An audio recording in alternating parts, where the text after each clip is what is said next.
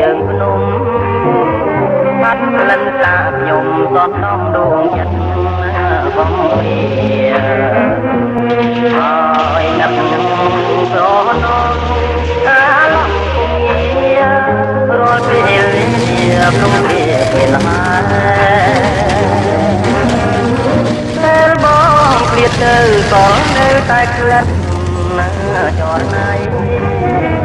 រៀមគេងរមៃអាឡ័យក្លិនមកម្លេះទេបងជាយុទ្ធជួនមានចិត្តវាចេស្មង្តាពីថែនៃខ្មែរឲ្យអង្គអោដងបុកខាមានលៀងរៀមខានយល់ទាំងនួនអតែបើវាស្នាចាឲ្យបងយល់អងជាគូសង្សារព្រះច័ន្ទក្រុមស្លាំព្រោះតែស្រី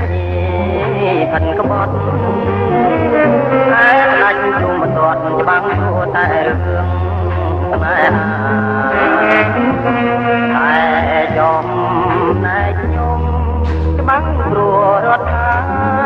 ជាបុត្រខែមរាជាស្នេហាជាតិ